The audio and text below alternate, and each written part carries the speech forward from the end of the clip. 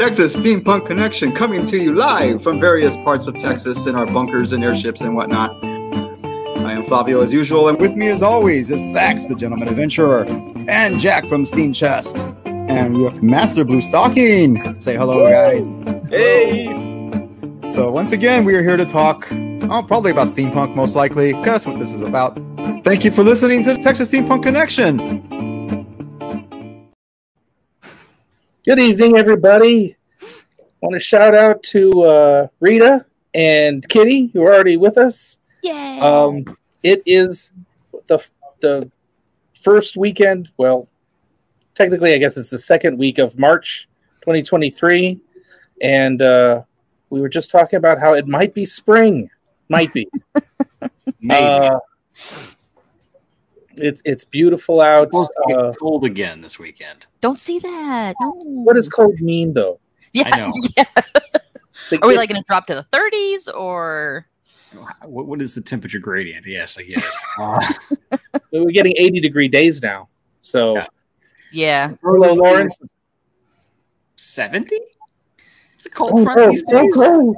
Well, because we were 74 today, and I thought I left work and it was cloudy, and real muggy. I thought it was going to rain, but we didn't get anything. So Yeah, it's muggy here too. Ugh. yeah. But Central Texas is absolutely covered in bluebonnets this year. Already? Yes. It's Already. it's so fantastic. It started like a Wow. week ago. Like, Damn. right as, yeah. Okay. Yeah. Yeah, it's Better going get to down be. here quick or it'll be over. It's true. They don't last. But that's why, I'm wondering, if we get another big freeze, which is always possible, that it'll wipe them all out. So Well, there was that this- freeze yeah. back in 2007. 2000? Yeah. When it snowed in April. And there's Yep. all the pictures of the bluebonnets and snow. Really? See, I was still in Pennsylvania then. But yeah, I mean, Texas is known for fall spring. So that was You and I were probably closer then than we are now. Because I was Why? in Maryland. yeah, I was still in. Yeah, no, yeah. Maryland's only a few hours drive from where I was. Yeah. that was Easter weekend, and I was at a house party, and nobody could go home. Really? Oh no, boo-hoo. But you know what? That was the same year that we had the Valentine storm up there. That because my ex-husband got stranded on the road for hours, and he couldn't. Yeah. It took me because I lived literally 10 minutes from where I worked at Network Solutions, and I was only able to get about 5 minutes up the road to my best friend's house. It was so bad. It was complete Wow. whiteout conditions, and so that was the same year. Yeah, because that was Valentine's Day in 2007. Yep, I remember because my Yeah. brother couldn't go to work. I was living with them at the time, and Yeah, it hit the whole East Coast. It was wild. yeah, it was nuts. Yeah, I've that's- never seen so much snow in my life. Yeah, that's when I finally What forced happened? my ex-husband to get a cell phone because he didn't have one, so he had to borrow someone's on the highway to call me. That's how bad it was. Yeah, so I made him get one after that. And now this year, California, Oh, I parts of know. California are getting LA. snowed in. No, in some LA cases. got snow. They have so much snow that buildings are caving in. Mm-hmm. But They're climate not change built isn't to real. hold this much ice on their roofs. Yeah, but I climate heard- change isn't real. I heard a guy talking about how he had to shovel 5 feet of snow off his roof, Yeah. in hopes that it Crazy. would not cave in on him. Yeah, they're not built for that. No one No, understands how heavy snow is. Oh, yeah. No, there's a reason. Yeah, no, no, the infrastructure is very different in LA. They are made for earthquakes and floods. They are not made for that. And Yeah, I even couldn't floods believe is that. questionable. Yeah. but So, again, yeah, no. here it is springtime and it's beautiful. And fair season just started. Sherwood Forest Fair in Central Texas had its first weekend, and Jack was reporting to me the biggest turnout weekend for the history of that fair. Yep. Kitty had her best business weekend at the fair. Yay. She says, we were so busy, friends couldn't get into my shop to say hi, I wonder if there's a correlation. which is awesome. I mean, That's I'm sorry for your wonderful. friends, but If your friends aren't paying here to make friends, out of the give your money. Aw. I'm happy for her, though. I really am. Very excited for you, Kitty. I think I met Kitty at the first year of Sherwood Fair. I was working there as volunteer cast, and she had her first year booth, and we sort of spent a lot of time going back and forth between the stage and her shop. It was fun. Oh, yep. Sweet. Very So nice. you said your weather is warming up in Denton. Yeah.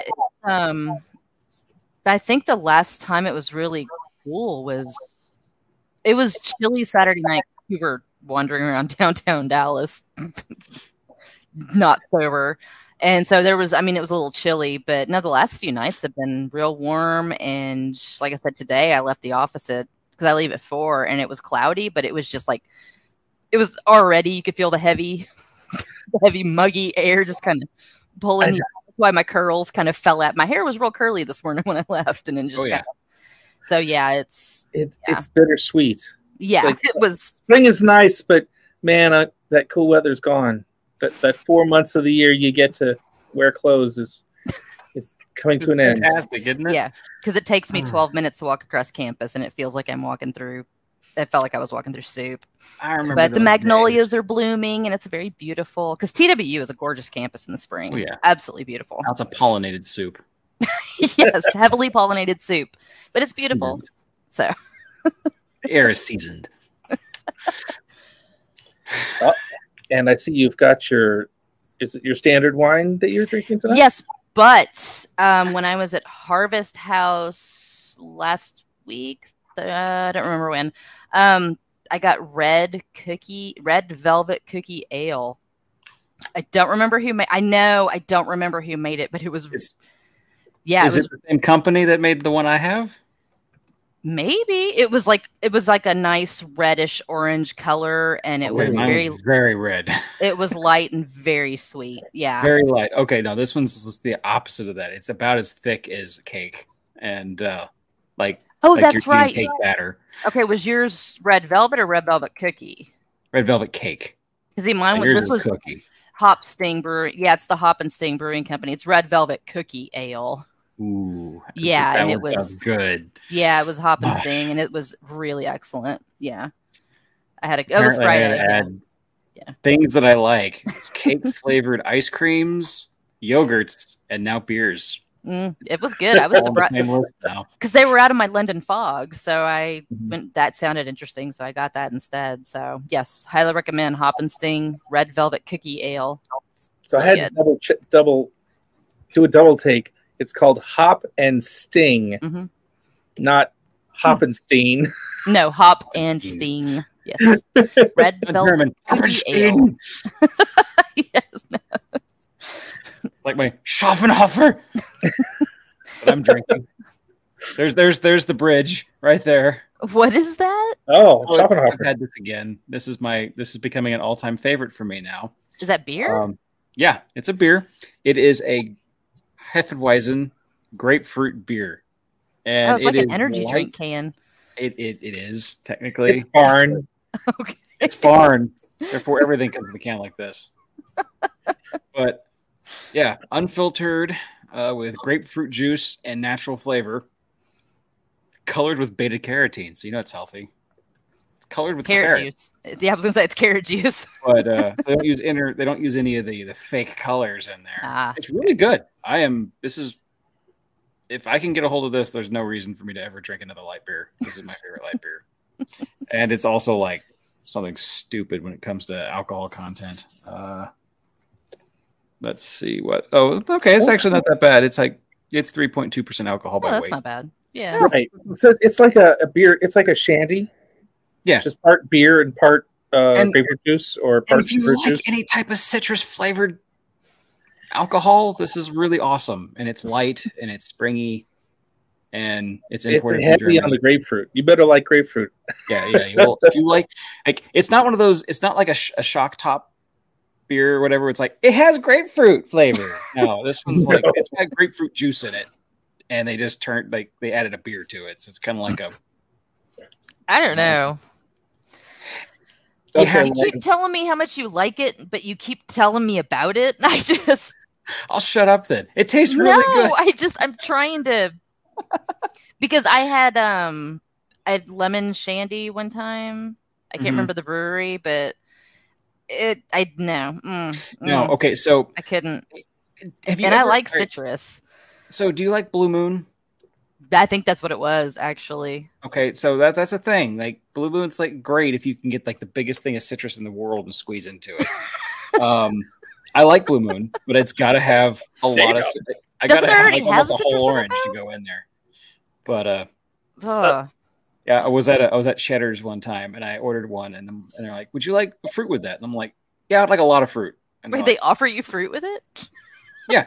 It's actually how you serve a Blue Moon. Is it comes with orange? Is it supposed to? Well, I mean, I've seen the commercials, but I didn't know they like served you an entire orange with your beer. They sliced it up for me, and I had a whole grapefruit. And so I'm sitting there just using the side of the glass. So it's like breakfast. Carving up each little half moon of orange into this thing. So it's just like a really full hair of the dog, basically. Yeah, basically. It was really good. The guy was being sarcastic, and I was being sarcastic, and he got a big tip out of it. So I was fine with this. Okay. Now look, I got a beer, like a mug of beer, and it's got like this tarantula. Like looked like you put a freaking crown of orange on this thing. Orange wedges all the way around. Like a shrimp cocktail, but with it was a shrimp cocktail beer. Yeah, very much so. It was great. That's not how you're supposed to do it. No, but it was fantastic, and I will admit that was probably the better way to do it. The idea of the orange, the less classy version, just stuff all the orange into it. The orange in your lemon shandy is not to add to the flavor. You actually are supposed to inhale the fumes, the scent of orange, as you drink the beer. So I'm supposed to sit here and hold it, go little, and then drink. Yes, you don't eat the damn thing. I'm sorry. Apparently, I'm too American. I'm used to just like, oh, they put a lemon on my drink. I'm supposed to squeeze it and drop it in there and stir like a madman. Do you eat the garnish on your plates too? Yes, I do, because I need the greens.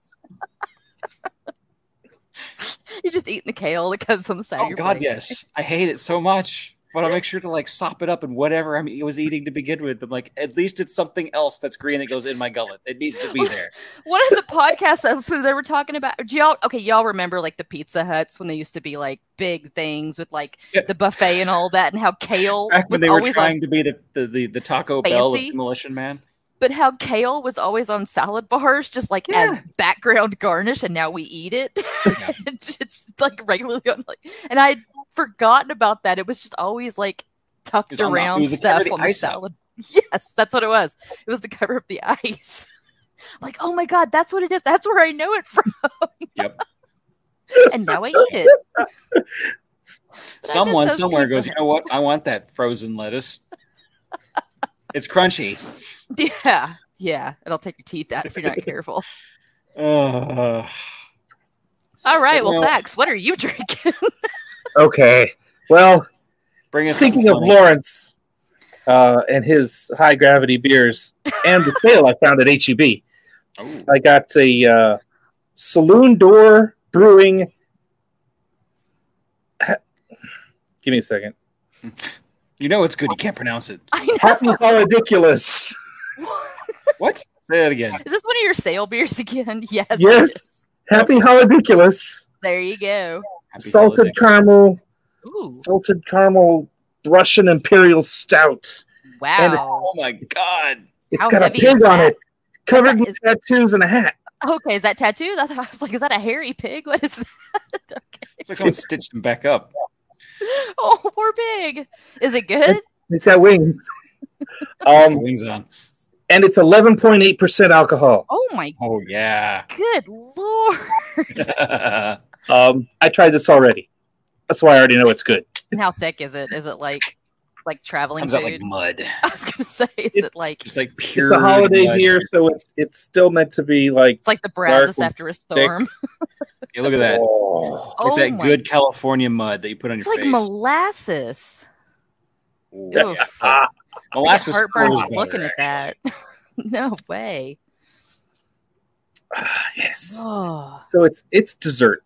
It's like a. It better be salted caramel ice cream beer. You know. But you're not going to have room for anything else after that. That's how I feel about the freaking red velvet beers. It's just like, ugh. Oh no, the one I had was really light. It was tasty, but it was really light. No, this is really heavy. Yeah, it looks. It's a thick, dark, desserty. It's awesome. I want to grab my little gravity monitor that I have from the oil field. It's like this little. Oh, I need to go find it. It's this little glass tube that gets kind of like a top in the middle because where it gets buoyant, and it's got a little piece of mercury that hangs in the bottom, and so it sits. And depending on how far down in the liquid it goes, depends on how much gravity or how much stuff is in the liquid. So I need to just bring that with me when we go to beer places and just drop it in my beer and like test it and take pictures. Y'all need to come up here so I can take you to Harvest House. Yes, y'all would have a great time. Yeah, I need to spread out my beer because I keep going back. I'm like, oh, they still have it, or I get like the last case each time. So it's always the last case. They know when I'm walking in if I will buy it if there's one. They case put it out just for you. Just they put one out. And they have like 50 in the back, I'm sure. And every time someone buys it, they stick another one out there. They're just keeping you hooked. They really are. And it's really good. Doling it out to you. At this point in time, all right, so everyone who complains about this. Do people complain about it's it? keeping me from drinking my other like unsanctimonious beer that I like so much, which is Bud Light with lime. Which is really good too. Dude. In its own really ridiculous way. Dude, to Bud Light with lime. Oh, you know what? I'm not going to make fun because I come from a grand tradition of white trash in my family, so I am not going to make fun of your Budweiser Bud with lime. I won't drink. My dad drinks Old Milwaukee every night. So. Yeah. Oh, Lawrence is asking if you need a knife and fork. Knife and fork. I think at this point in time, you may need a military shovel. Nope, I can drink one with a little like serrated edge, so you can kind of get a good hook in there and dig it up.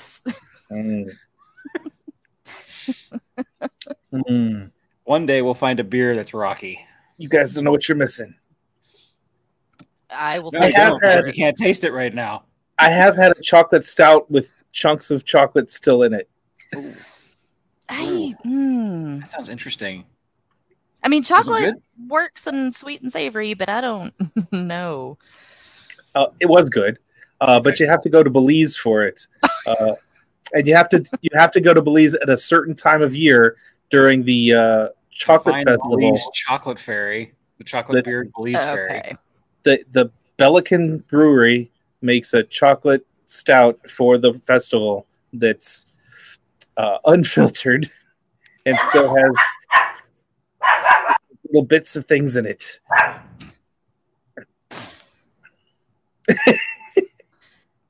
Blue Stocking, you've just got this look on your face like, what the hell? No, I'm Googling it. I'm trying to find it. Belican Brewery Excursions. Oh, wow. It's even got its own Wikipedia page. Okay, fancy. Ooh. That's a fancy brewery. Can we order it? I don't think they export it. It's only in Belize.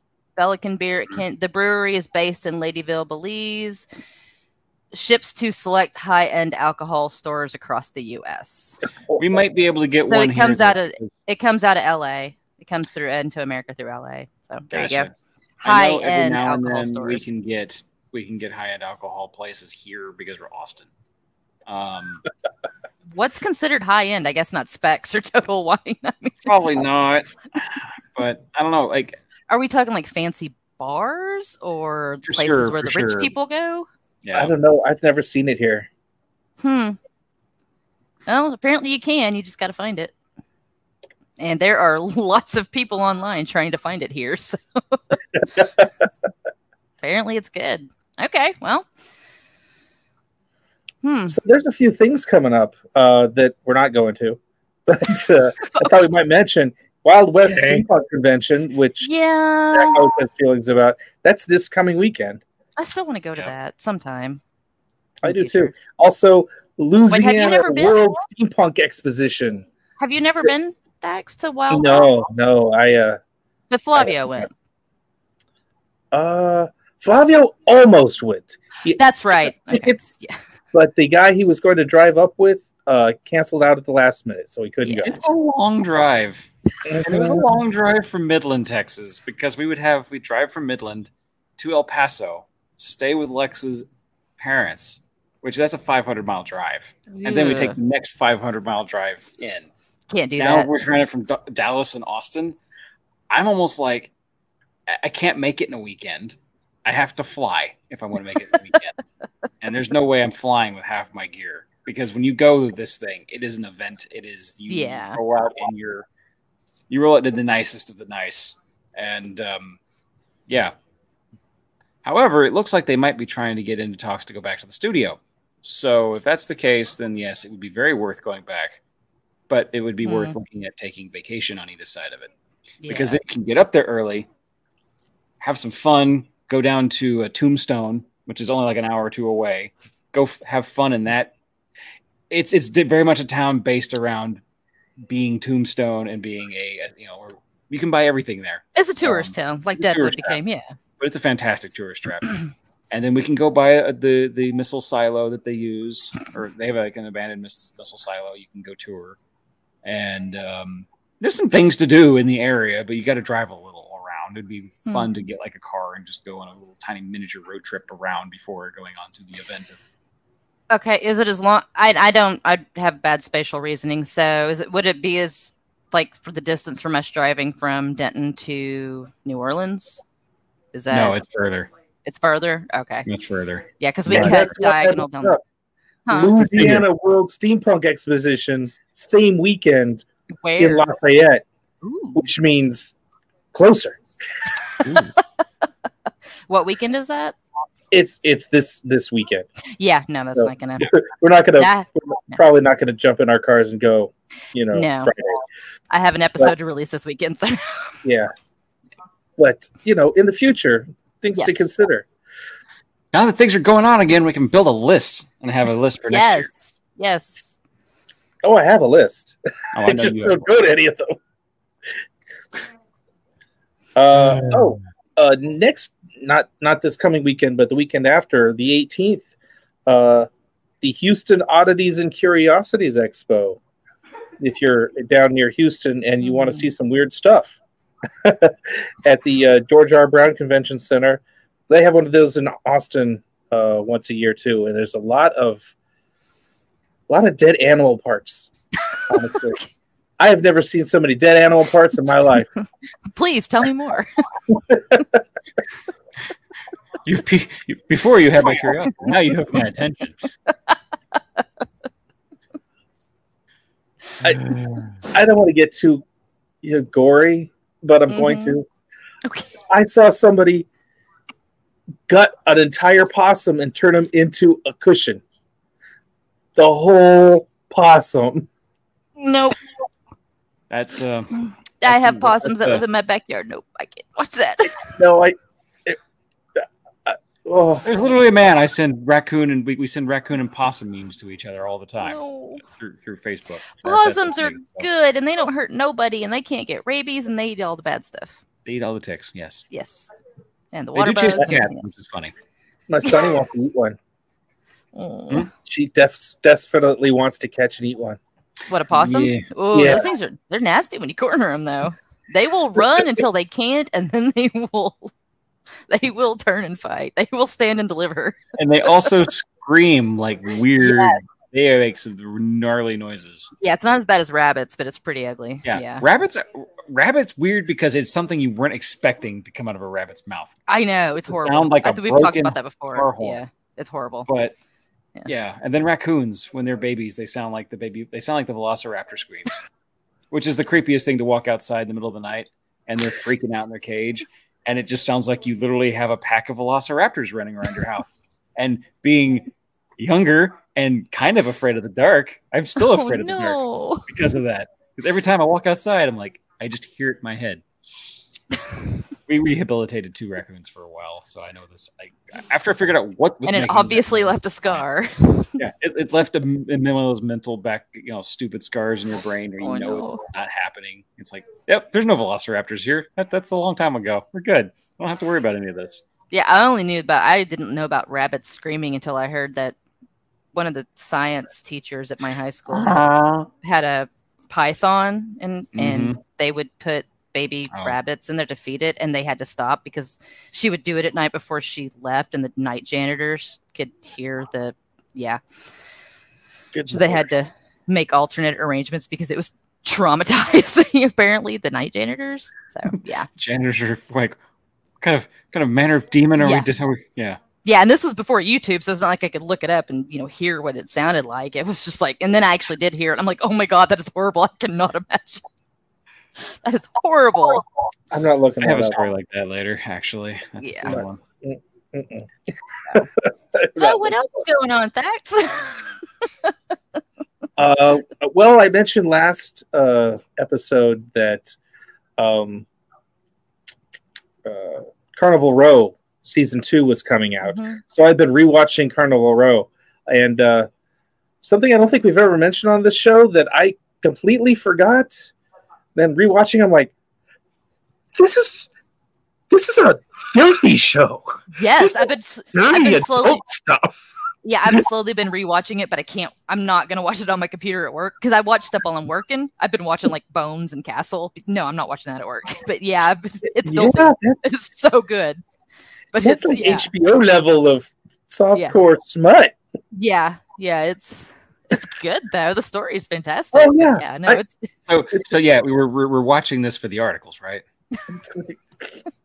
Oh come on! It is a gorgeous, filthy show. I mean, it is. Yeah, I love it. Yeah, but I haven't hit the new season yet. So I don't know that most of those particular scenes were necessary for the plot. Come on, not everything needs to be in there for the plot. I mean, come on. Sometimes you need character development. Exactly, and sometimes we just want to see something dirty. I mean, have you watched Outlander? Not all of it's necessary, but it's still fantastic. So Outlander is also high class. Yeah, it parts of it are very sex positive and good show, but there's parts of it that the level of sexual assault that is being shown in TV shows is there's a lot of stuff I can't watch because of it. So yeah, it's because there are a lot of that I do not believe is needed for plot or character development.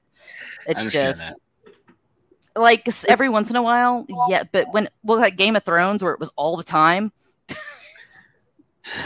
because people kept saying, "But that's how it was back then." But this is a fictional world. This is J.R.R. Martin back then. Well, but HBO is putting in a lot of stuff that he didn't even have in the books. Yeah. That's just lazy writing. Yeah, it is. It's just women do not need that in order to advance as characters. It's just they just don't. But most of the time when you have a female superhero or whatever, something bad has to happen to them for them to step up to it. And Kitty's right. Outlander does have equal opportunity scenes of that nature, but I couldn't. There are some shows I can't watch because of that, or I have to fast forward through that. But just good, healthy, adult scenes, I have no problem with that. That's and you're making this really hard to like follow up behind you. Just the words softcore porn has already been said. I didn't say that. I said smut. You said smut. Smut. Okay. There you go. We'll back up. I'll take the B word. Smut word. Okay. That's where we're at the moment. I said good, healthy adult scenes. Just be aware of what you're watching. Look at the ratings. Well, I guess I was oblivious, and it took me 2 watches to remember. I think Did you just block it out? Blocked that out of my brain last time. Look, to be fair, that did come out pre-pandemic, right? A lot has happened since that first season came out. Yeah. Yeah. A lot of weird stuff has happened in the world. So, yeah, that's why I wanted to rewatch it, because I don't even I remember loosely the plot, but yeah, not the specifics. So, I don't know. That's because it didn't really have a satisfying ending. No, it didn't. So glad we're getting a second season. I hope it lives up to the first one. I was surprised. Not just with the smut. Yeah, the whole thing. Yeah, I was. We gotta make sure we keep that highbrow there.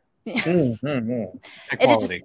It had been so long. I figured it was gonna get scuttled off and we'd never see it again. Yeah, shelved, as it were. Yes. So, although I mean that's not uncommon for a lot of British shows because, like the show Luther with Idris Elba, there's years between seasons. I think the show's been going for like 10 or 12 years, and there's maybe like 4 or 5 seasons. And Sherlock was the same way. I was going to say, I just saw a headline about Sherlock Holmes, the third movie, if there will be a third movie. The Robert Downey Jr.? Robert Downey Jr. Really? And it's up to Robert Downey Jr. whether he wants to get into the third movie. But it's been 11 years since the second one. Yeah, I was going to say it's been a long... Well, yeah, because he got wound up in... He got firmly entrenched in Marvel and couldn't get away from it. You know, can't get away from the Marvel. He was stuck as Iron Man for. I mean, and it made him a lot of money, and he was great. But yeah, boo-hoo. They finally had to just kill him because, like, we can't pay you anymore. Yeah, you're making these movies unprofitable because you keep asking buckets for more each time. Well, can you imagine what it would be like to be on a set with him and Benedict Cumberbatch? I mean, that had to, because I was reading an article about it. They said the comparison was like 2 beta fish in the same cage. That was what it was like having them on a set together, working together. Yeah, you got these two alpha males who were at the top of their game. Yeah, apparently it was pretty wild. It was rough trying to film scenes with them together. Well, they want to fight with each other, or just egos? Yeah, they're both starring characters, and they both are making buckets of cash, and you know. So you think, yeah. I'm sorry. I guess I'm just one of those. They also both played Sherlock Holmes. So yeah, it comes down to that. If I ever become exceedingly rich because I'm an actor, I would be one of those boring ones you get. You know, when you get me onto like Stephen Colbert or something. I'm just that really nice guy, and I get along with everyone.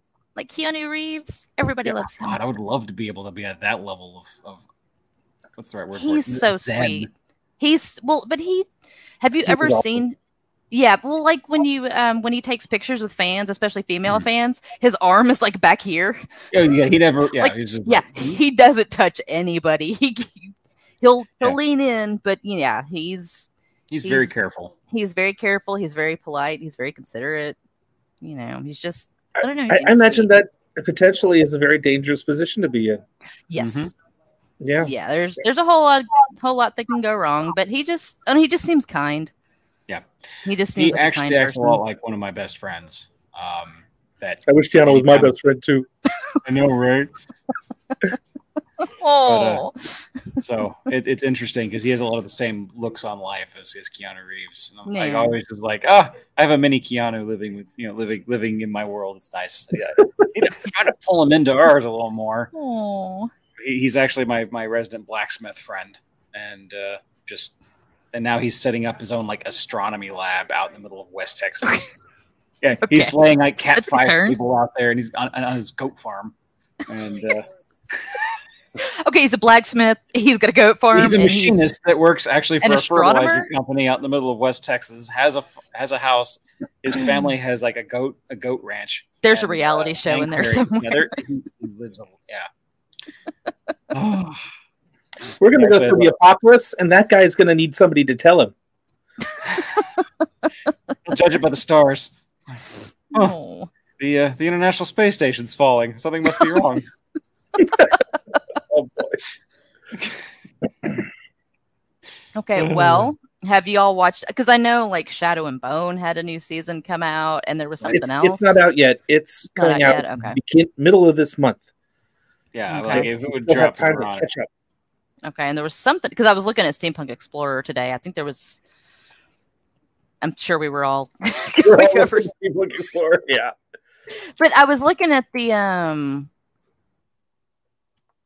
what was it? I was looking at the new releases that were coming out this week because there was I think he talked about Carnival Row.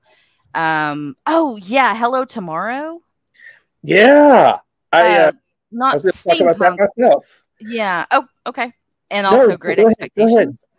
Well, no, I was just the Hello Tomorrow sounds interesting, and then there was something else that wasn't quite. Oh yeah, Perry Mason. The second season of Perry Mason is out. Which, if you didn't watch the first, you didn't watch. That predates me by a lot. No, it was a remake of the show. I've never even heard of that. Yeah, the first season came out a couple years ago with Matthew Rhys, the guy. If you ever watched The Americans, he was one of the main characters in The Americans, and he plays. It's a reboot of Perry Mason, and it is excellent. I mean, it's not steampunk, it's but it's the Depression era, and it is really good, really good. It's the gritty reboot of Perry Mason, but yeah. So, and the second season just started. Where did Jack go? Jack, what is this Jack you speak of? Oh no, we lost it. I fixed it. Oh, we did. Oh no! Did you boot him or did he leave? Oh no, that's so wrong. No, he's still there. He's just in backstage. Oh, okay. He's in the green room. Yeah. So, I just posted the link. Hello, Jack. So yeah, the Hello Tomorrow, sort of a 1940s, 1950s. What was that video game where like everybody gets shoved into Fallout? Yes, it's very Fallout pre-apocalypse, where 1950s Atom Punk essentially. Quasi steampunk futuristic flavor? Huh. Okay. I dig it. I wouldn't call it, I mean, I'm sure in that Atom Punk is sort of a offset of steampunk, I guess you could call it that. But it's not Victorian. Yeah, but no. It is really cool looking. Yeah. Okay. When does that one start? It's something about going to the stars in 1950s, but with alternative atom punk technology and weird stuff. It kind of reminded me of what was that? The cat and the dog are getting a little feisty with each other. Did you see Project Blue Book? The TV show? Yes, I loved that show, and then it was gone. It kind of looked like a brighter, more colorful, but that style Project Blue Book, that Atomic Age 40s, look, 50s, yeah, and the same sort of themes a little bit. Since we're talking about going into space and who knows what, I can't say much about it because I haven't seen the show, but it's on Apple TV. Yeah. Apple TV's actually made some really good. They're the ones that made the show, the Emily Dickinson show. They do some really good stuff, and it's like they're like really quiet about it, but they make really good shows. I know. I found another article back in September talking about the remake of Time Bandits on Apple TV. I was like, that sounds cool. Wait, when is that coming out? Is Taika Waititi doing Time Bandits? Is that what that says? Oh my god. Okay. Yeah. The director of Thor Ragnarok is doing Time Bandits. That's going to be amazing. Right? I'm looking through this article. I'm like, when does it come out? When is it? Nothing. I don't know. Oh, you know what? I did hear about that because I think Terry Gilliam is not super happy about it. I think I remember reading about that. Oh, come on. He's one of those that doesn't want his work remade or something. I think. I could be wrong, but I think I remember hearing about that because Matt is a big Time Bandits fan. And yeah, I think Gilliam is not super happy about it. But no, I think it sounds... Get on board. Yeah. And Lisa Kudrow's in it? Cool. I know, right? Apple TV, what the heck? I'll take it. Yeah, they make some, like I said, they quietly make some really good shows. So interesting enough, Lawrence Allen mentions here another show that will never be made, unfortunately. A little short story or short video, Ether: Rise of Spectre. Actually, we were there at the preemptive premiere of this with the director at Wild Wild West Con, and we know the armorers, we know a lot of the actors, and Airship Isabella was heavily involved in that project. And actually, Lex owns some of the props from this movie as well. And so it was a project that was trying to get off the ground. We were all really behind Mr.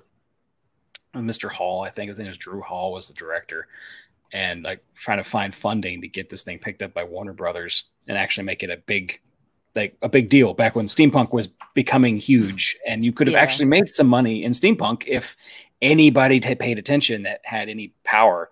And now they're like, it's so played out. We're all like exhausted and like from trying to get our stuff pushed forward. But now we see all these little tiny steampunk elements everywhere, and everyone's just like, well, no one's interested. Yeah, it's going to need to come back around, to give it a second to come back around. I mean, it's coming. Yeah. It's been coming back around since the 80s, so it just takes a little time. Yeah, there was kind of a glut. The director is the director of a movie called Convergence. And it's vaguely familiar. The visual effects were put together by Horst Sauerben and David Snyder. Sauerben, you might know from the Hobbit movies, and David Snyder was the main art director for Blade Runner. Oh, okay. I'll get that. Yeah. So like there were people behind this. Yeah. And it just, no one saw any money in it. And it's so beautiful. It is a very beautiful little video. And it's worth watching. Okay. We actually gave it away. I have a bunch of, I don't have one on my desk. Wow. Okay. I have a bunch of like USB skeleton keys to go with it. That was sweet. Yeah. Anyway. Very cool. Yeah. Yeah. We got kind of glutted with steampunk, and it'll come back around. Like I said, it always does. It's, if anything, it's just integrated more into society in a very creative manner. Well, like, the visual elements the visual elements have always been there. They've worked their way into a lot of things. Hey, I feel like, and I'm sure we've talked about this before, but Hollywood will allow one movie to come out that's like dead on steampunk, like the Hungry Cities movie. Oh, Mortal Engines. And then it'll bomb and say, "Oh, nobody likes steampunk. We'll never make another steampunk movie." And I liked that movie. I did too. I thought it was great. I thought it was beautiful. It was exactly what I pictured when I read the book. I didn't like how they rewrote the ending. No, but a lot of leading up to that was like dead on, and it was awesome to watch. And I thought they didn't. I guess I get it that it's Hollywood, so we have to have beautiful people in the roles, but the actress, that they did not go far enough with what was going on with her face, and I think it would have meant more if they had. Do you know what I mean? She was great. She was really good, but there was a purpose to what was going on, to the scarring on her face. It made a difference. And so, the boy character who was following her around, he should have had a shaved head.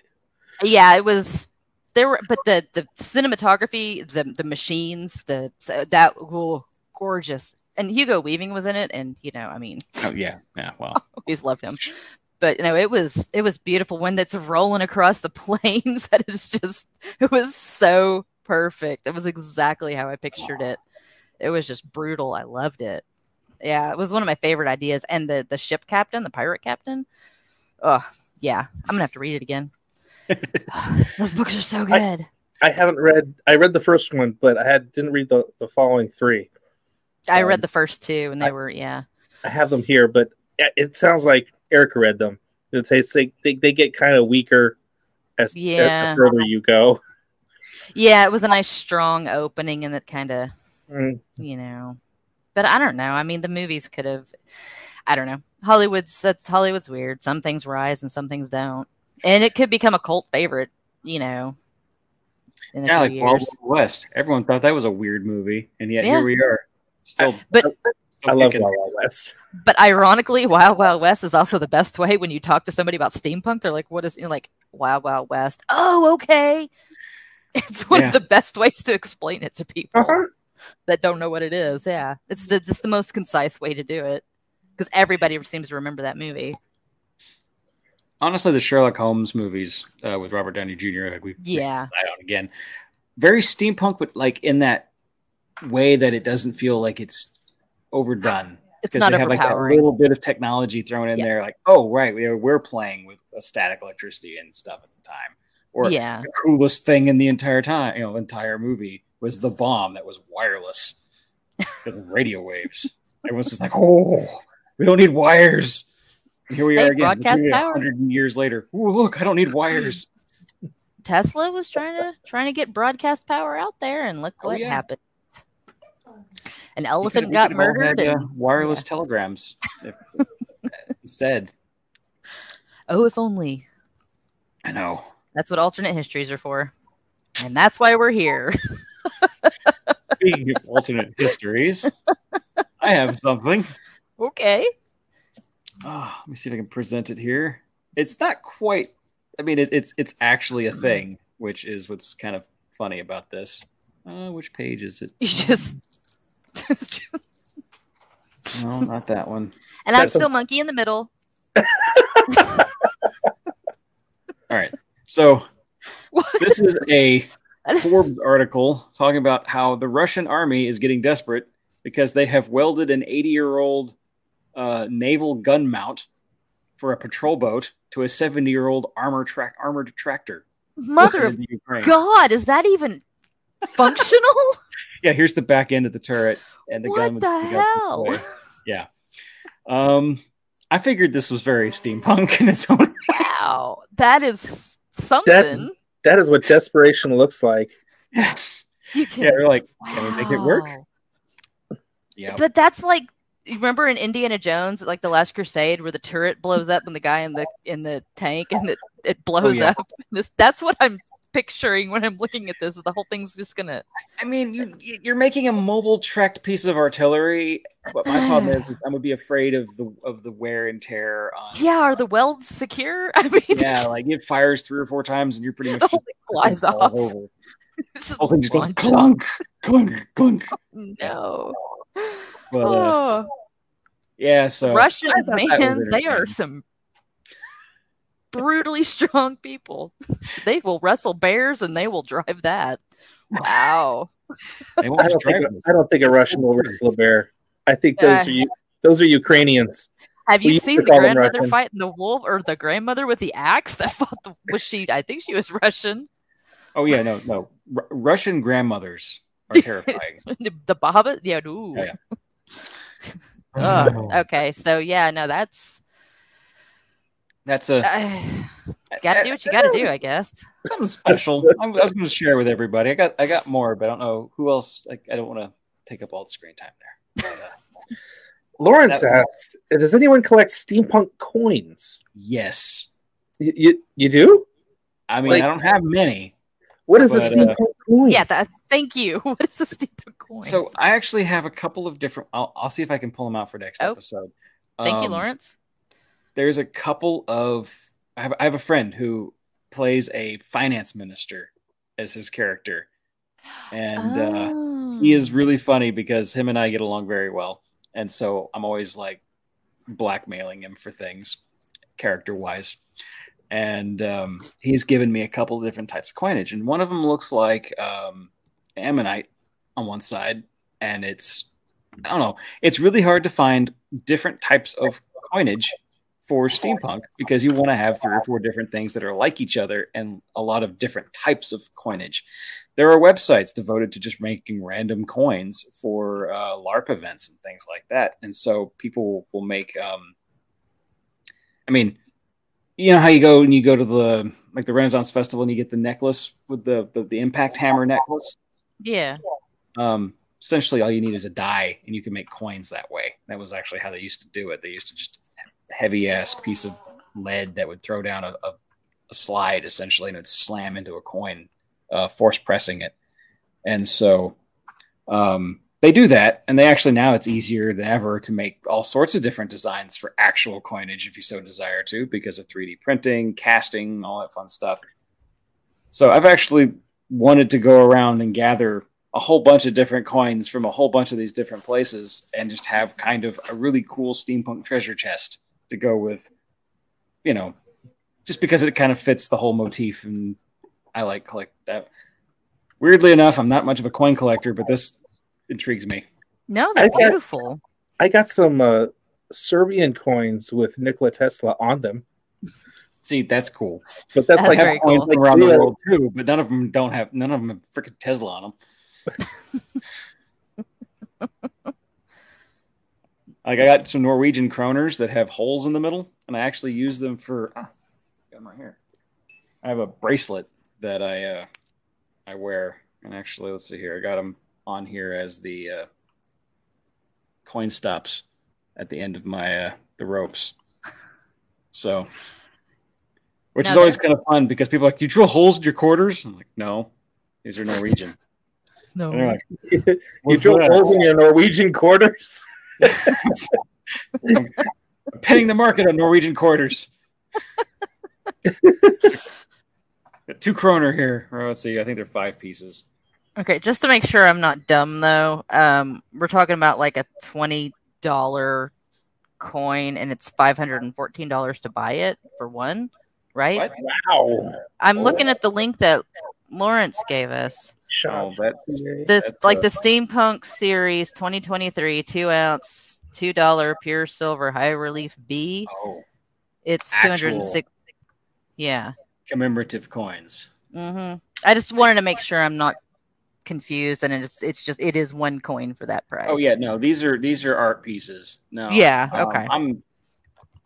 Let's see. I wonder if I can find any of it. Let's see. Steampunk. Wow. No, these are absolutely gorgeous, but dang. Yeah, those are pretty. Yeah. Only time I spend that kind of money is if I'm putting it on my feet. So I actually have some of these. Let's see if I can post them somewhere. They're called adventure coins. And here we are. I think I can post them in our chat somewhere. But yeah, the website shows as Steampunk Adventure Coins. I'll just bring it up here. Steampunk Adventure Coins?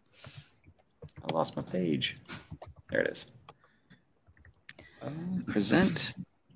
Share screen. Yes, do all the buttons again. Adventure Coins. And how do I push the button to make it show up? It's not showing up in the comments section over here. No, I'm actually just trying to share a screen. I wish I could post a comment on the thing. Sorry, I didn't know to push the button. Oh, yeah, you're good. See, some people make some really cool looking coins, and they're okay, $15 for I don't know how many you get out of this, but probably 10. So I mean, they're still kind of pricey, but I mean they're really just cool looking and they're exotic. Cool. You get cool. A couple dollars. But I believe the Norse Foundry does this, and they do all sorts. They do dice, they do everything. So it's really like D&D coinage and whatnot. So yeah, they have some steampunk stuff. If anyone's interested, you can get fictional currency for your fun semi-historic, not historic adventures. For a while, I was fascinated with hobo nickels. We talked about that a little bit. Never heard of a hobo nickel? No, please tell me. Okay, so back in the, I guess, 30s or so, during the Depression,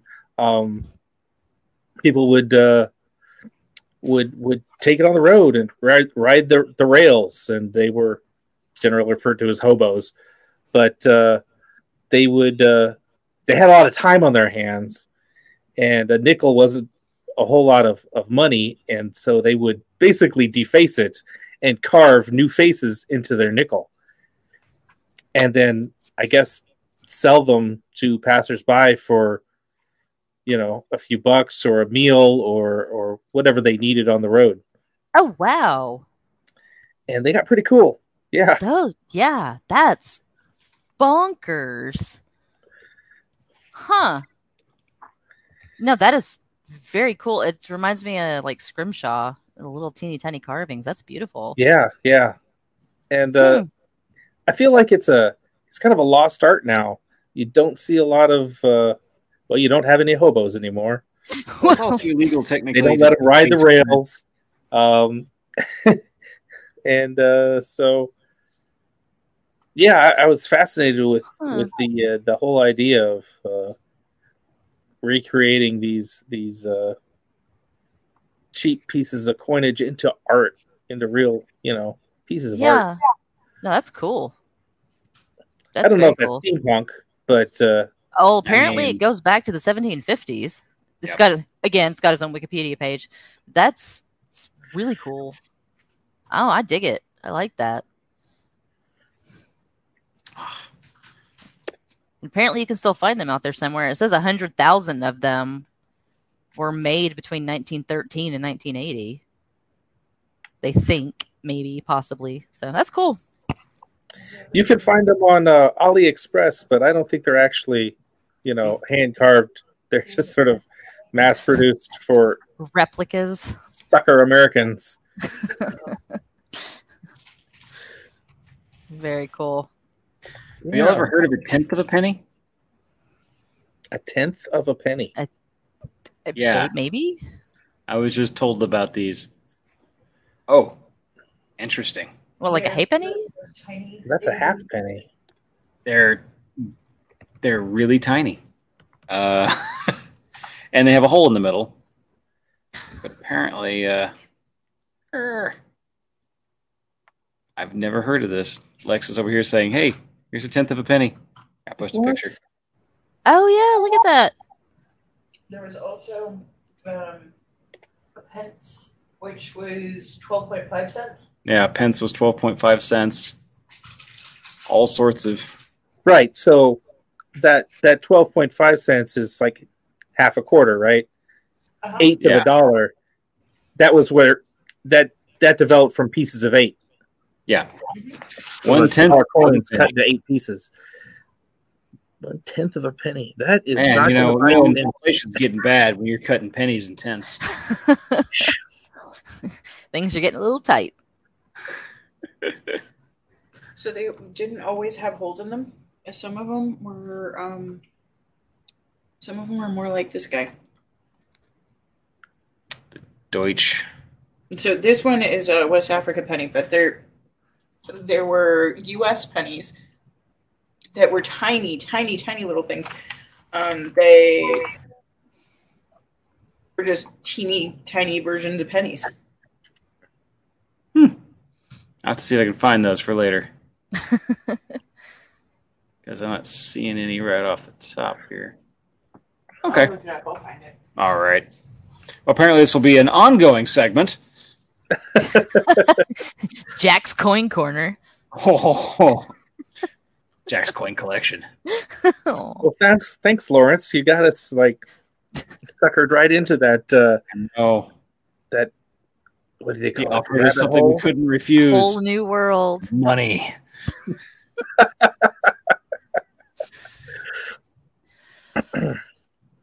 And we're coming up on it again. Indeed, already. we are. Let's see. Let me tell you about the people who are letting us run this show. Texas Steampunk Connection is brought to you in part by J.R. Seeger's novel, A School for the Great Game.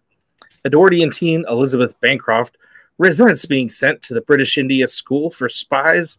There, Elizabeth will learn the family business of espionage, martial arts, and Tibetan mystic arts. The School for the Great Game is the first in the Steampunk Raj series available on Amazon.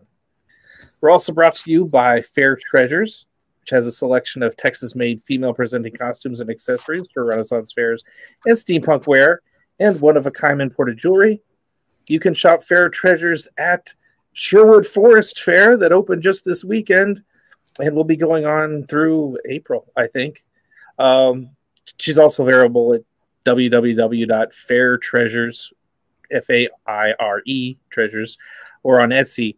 But right now, she's really focused on Fair, so it might take you a little longer to get your goods. I don't know.